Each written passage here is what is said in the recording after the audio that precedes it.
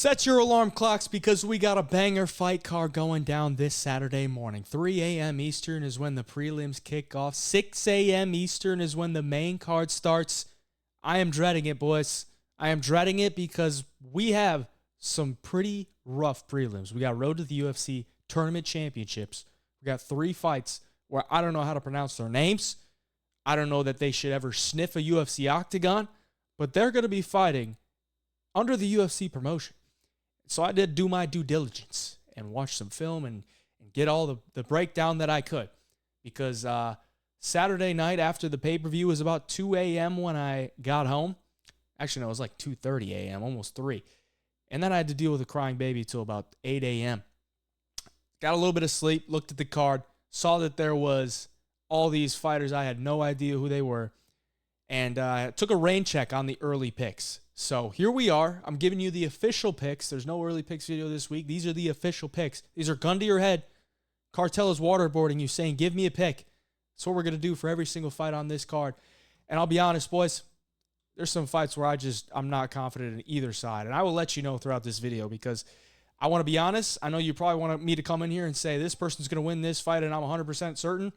I'll just be honest, that's not the case for a lot of these fights. But if there is a case for that, then I will let you know. So I'll let you know my confidence level, but let's start it off. First fight of the night, Maheshate taking on Motta. Motta can win this fight. He can win this fight by knockout. He's probably not going to win a decision. I think Maheshate is going to win most of the minutes throughout this fight, but Maheshate's still very young. He's 24. I don't think his fight IQ is the best. Honestly, his last fight against Gabriel Benitez wasn't super impressive, but he does have some power. He does have probably better overall striking than Motta. It's just when Motta gets inside that tight boxing range, he's got really tight hands and big power. So he could definitely KO Maheshate in this spot. I think Maheshate is the rightful favorite. He is a little bit more pricey than I thought he should be. But I'm going to pick Maheshate to win this fight. Fighting in his home country. Apparently he trains out in China now, or at least in that region. I know he was training in Arizona, but I guess he couldn't afford to live there or something like that. So he's got to win this fight. He's got to win this fight. If he doesn't, it's not looking good for Maheshate. This guy at one time, he had like a little bit of hype coming out of him after he knocked out Steve Garcia. But if he loses this one, it's a bad look for him. I've never really rated Motta too highly, but I do know the danger that is there. He's also been knocked out a good amount of times in his career as well. So it's not like he's some granite chin guy just going in there swinging bombs, and he's probably going to be the one walking out. He could be knocked out himself, but Maheshate, going to have to watch out for it. This is a low-confidence pick. Maheshate is the official pick. Let's move on. Xiaolong taking on Quang Le. Quang Le trains in Minnesota, I believe, or at least in that region. Trains in the U.S., and he's going to have to fly all the way to China to take on a Chinaman. Very interesting matchup here because Quang Le is going to be the older guy. He's got more UFC experience based on the fact that his UFC fight was actually for the UFC and it wasn't a road to the UFC title fight. But Xiaolong at least been in the cage before. I think this is a 50-50 fight. I think Xiaolong probably has more ways to win a decision. I think he'll be a little bit more active on the feet. In the clinch, he showed his last fight pretty decent in the clinch. He can land a good amount of knees, good amount of elbows. He's going to bring probably a little bit more of a pace than Quang Le. I think Quang Le might be the more technical striker, but at times he can get caught just not really able to throw a ton. I think he likes to set up his shots a little bit more than just throwing blind volume out there. So if he can't land a big shot, then I think he probably loses a decision. But Quang Le, still a very good grappler. The back take he had on Chris Gutierrez looked pretty good to me in that second round. Jumped on the back, got him down to the ground, threatened with some type of submission. Wasn't really close to it, but I think he's going to have a good chance to maybe finish Xiaolong on the ground, but I don't really see it happening. I think Xiaolong, guys, that's never been submitted, been knocked out a couple of times, but very early on in his career. I think Xiaolong comes into this one, pushes a pace, going to be the more active fighter throughout 15 minutes. I think he probably gets his hand raised by decision, but like I said, it's a 50-50. This is another low-confidence pick.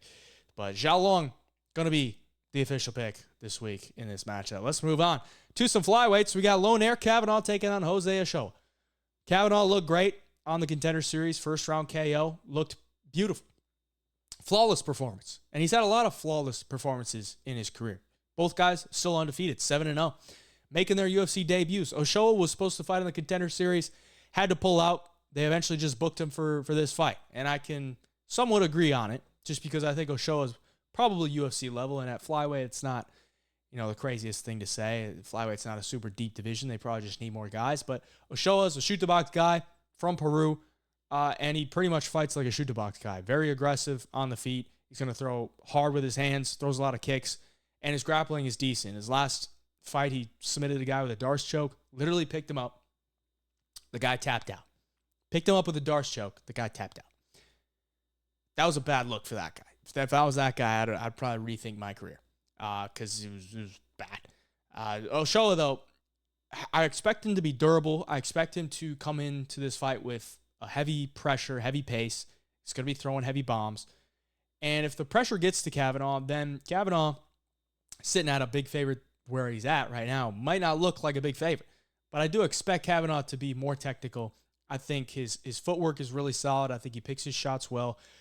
And I think he should win this fight just based on being the more technical, more skilled fighter in this spot. So I'm going to take Kavanagh for the pick. But again, this isn't a super high confidence pick, just considering where the odds are at. He's like about a minus 370 favorite. That's a little bit rich, just considering I think Ochoa is going to be tough, durable, very active, and he's going to push a hard pace. So that could give Kavanagh some problems. But at the end of the day, gun to my head, I'm going to take Loner Kavanagh to get his hand raised here. He'll be the official pick. Let's move on. Some more flyweights. Tumendemberel, Tumendemberel taking on Carlos Hernandez. Carlos Hernandez has been thrown to the wolves to these Asian prospects many a times, and it looks like he's being thrown to the wolves again. But at the end of the day, he's still the favorite to win this fight. He's got to fly all the way out to China to take on this guy that is just, he's a wild card. Okay, he's a Mongolian guy, bunch of tattoos. Looks like he's got some aura on Instagram. Watch him fight. He's a dog on a bone. He's going to be throwing some big combinations. I don't even know if they're combinations, but he's going to be throwing hard. He's going to be throwing hard, and if the fight hits the ground, he's going to be looking to submit you in every way possible. Submission over position at all times. He's looking to end the fight no matter what. So he's going to be aggressive. He's going to be dangerous. Carlos Hernandez, on the other hand, not the most dangerous guy. Doesn't have a lot of pop in his shots. But I think he's just more tactical. He's more technical with more UFC experience, better level of competition. I think he can handle himself here as long as he doesn't get caught with something big or get caught in some just wild type of rear naked choke. I think he probably wins. Hernandez, solid boxer, great cardio, solid pace. I don't think he's a bad grappler. I think he could offensively grapple here, take him down, make him work, because Tumendemberel does not have good takedown defense. And I don't think his grappling is like amazing. I just think he's a guy that really hunts the submission once he's in a dominant position. So I think Carlos Hernandez is probably the rightful favorite. And I think he gets this one done. His betting line is a little bit wide for me, but I've gone to my head. I got to take Carlos Hernandez. He's fought the better guys. I think he's the better fighter in this spot. So give me Carlos Hernandez for the official pick. Let's move on to one of the three Road to the UFC title fights. Ming taking on Xiocan. This is one that I will be a little bit more confident on because I don't think Ming has a great path to victory here. She's much smaller, probably a lot slower. She's older. Xiocan's 22. She hasn't lost since she was 19. She's 5 inches taller with like a 6 or 7 inch reach advantage. She uses her kicks well. She uses her long punches very well. I think it's going to be very hard for Ming to have a lot of success on the feet. And her road to the UFC fights, she's never landed a takedown. So if she's going to come into this fight without looking to wrestle, I don't think it's going to go well for her. I think she's going to be really struggling to find the mark on her punches or her kicks. So I think Xiocan gets this one done. I'm going to take her for the official pick. This is more confident pick on this card. So I'll take the 22-year-old to get this one done and get a contract. Moving on to some more flyweights.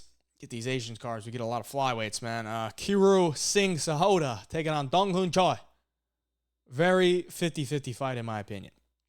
Donghoon Choi is he's undefeated, but honestly, he just hasn't really impressed me. I think the guy can get caught staring at times and not really doing too much. Now, the numbers You look at the stats, the numbers might show him to have a decent amount of volume, but I really wish the guy went for it a little bit more. Like, I feel like at times he could be landing some shots or at least giving the judges more to look at. At times he's just kind of walking around there. Maybe he's just trying to be patient and pick his shots. But I want to see a little bit more from him because I think he's all right. On the other hand, Kiro Singh Sahota, just a tall motherfucker. He's 5'10". He's going to have a massive height and reach advantage in this spot. But I don't know if this guy's any good, man. I really think his striking is pretty awkward. And I don't know that he's really uses his frame that well. He's 5'10", but I see this guy going for double leg takedowns. I'm like, what are you doing, bro? What are you doing? I think this guy should be just at range at all times, throwing jabs, throwing teep kicks. You got to be tall. If you're going to be tall, you got to use it. At times, he just doesn't really use it. Now, the thing is, he's going up against a guy who, like I said, gets caught staring. And he gets caught in these spots where he's not really doing too much. So if Sahota can take advantage of that and fight at range and have some fight IQ of like, I don't need to wrestle this guy, I think he could win. Okay, I think this is one where it could go to the judges' scorecards, and Sahota is just the guy that looks a little bit better. He's winning the more minutes on the feet. So I'm going to take Sahota for the pick. But I think this is a 50-50 matchup. Again, confidence level is pretty low. But I like the intangibles that Sahota is going to bring into this one just based on the frame. And overall skill set, I don't think he's like levels below. So I think Sahota could probably get his hand raised here. Gun to my head. I'll take the 5'10" guy against a guy that's, 5'5". So give me Sahota to win this one. Bargang, Jieleyisi taking on Su Young Yu. Two grapplers. Su Young Yu, more of a wrestler, doesn't really threaten with a ton of submissions, but he will spam takedowns. And in this spot, if he's going to be wrestling offensively, he's going to need to hold top position. And he can win some minutes because Jieleyisi can get caught on his back for a good amount of time and give up minutes off his back. But overall, I think Jieleyisi is the more dangerous grappler. He's the guy that's going to be attacking submissions. He had a nice little rear naked choke win on the road to the UFC. And if he does find a dominant position on the back or on the ground, I think he's going to be more active of trying to end the fight. So I think this is another 50-50 fight where Bargang could probably win minutes on the feet. I don't think Su Young Yu is a great striker. I think his striking is pretty mid, honestly. I don't think he's got big power on the feet. I don't think his overall kickboxing is very solid. I think he's just a guy that likes to spam takedowns. He's got decent pressure. And if the fight's going his way, he can look pretty decent. But I think Bargang's going to give him a good run for his money. I think he can piece him up on the feet here and there. He's a pretty long guy. And if the fight hits the ground, as long as he's not on his back for long periods of time, I think he could be the better grappler in certain scenarios. You know, if he gets on top or takes the back of Su Young Yu is going to be in trouble. So give me the Chinaman to get a win in China. Bargang Jieleyisi will be the official pick. Zhang Mingyang taking on Ozzy Diaz.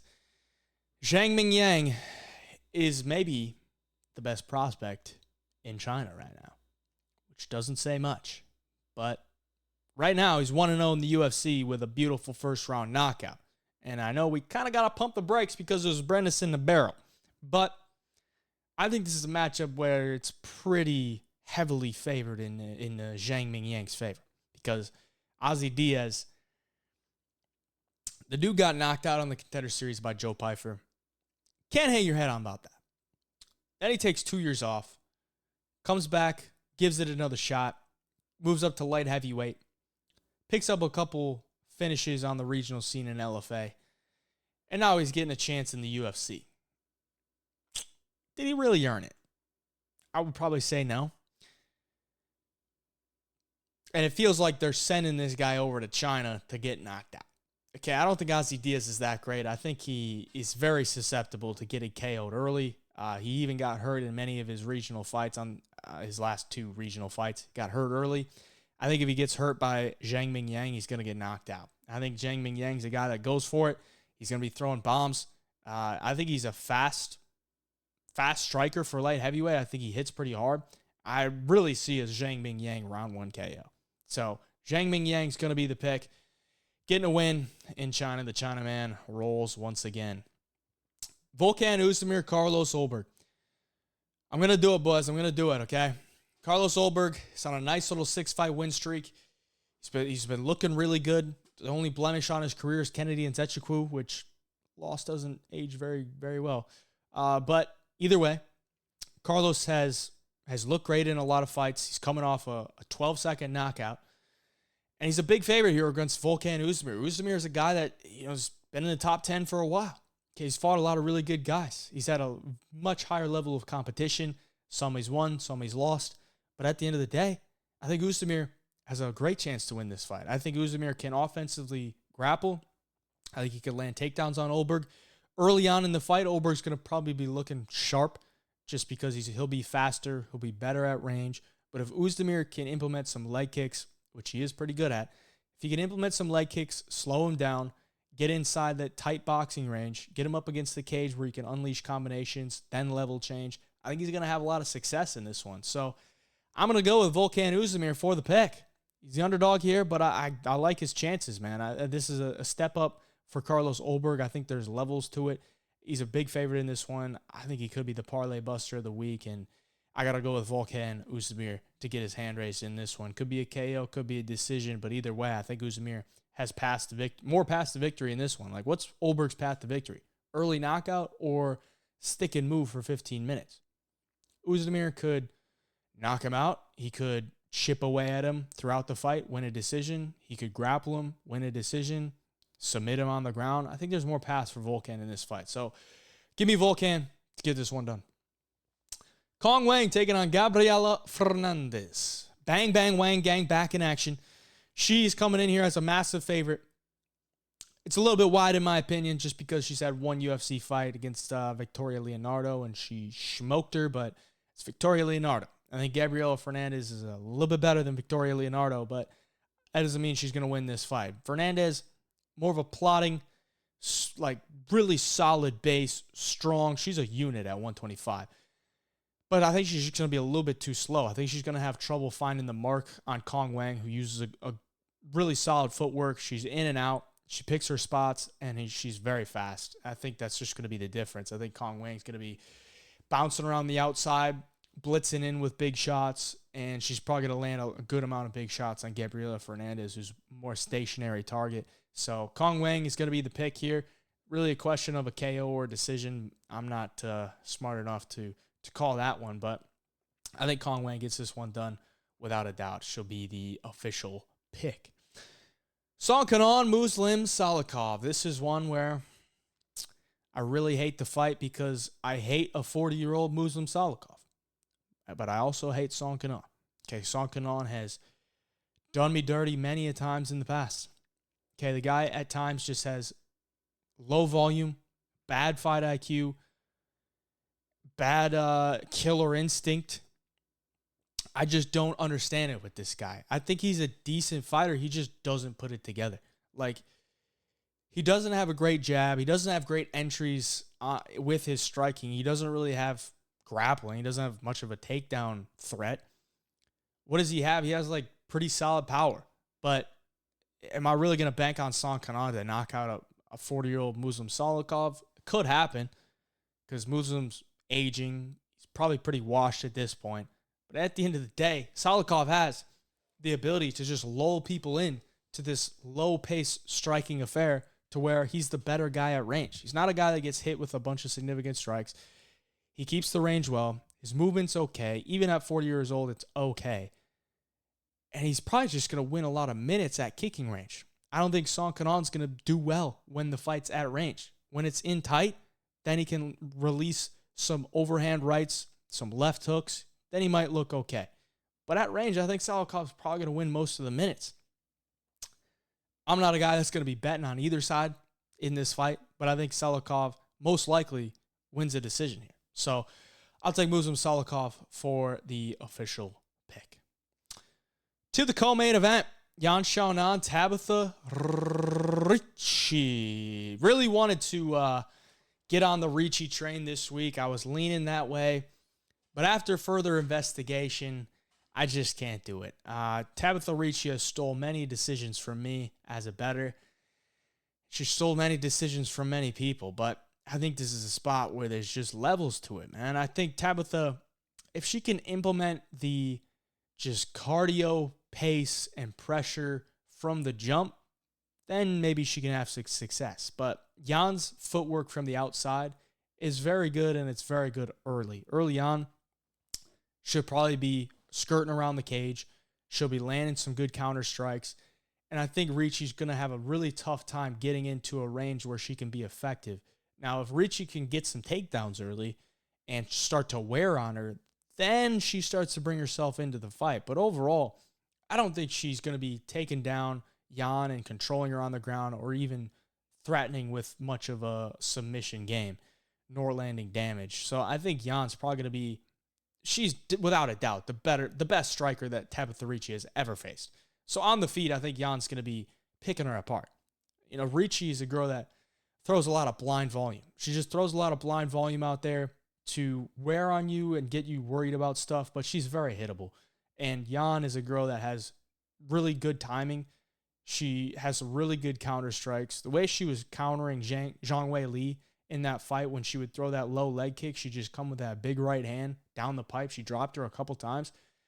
I think that'll be there against Tabitha Ricci, who throws a lot of blind leg kicks. She's going to be off balance. She's going to be getting hit with big shots. So Xionan is the official pick. I'm not really too confident on Jan at her current price tag, just because if Ricci does get her game going, then, you know, it could come down to a decision where Ricci likes to steal those split decisions. But Jan's, I think, is probably the better fighter here. I will take Xionan for the official pick. Gun to your head, I got to go with the Chinese woman in China. Brings us to the main event.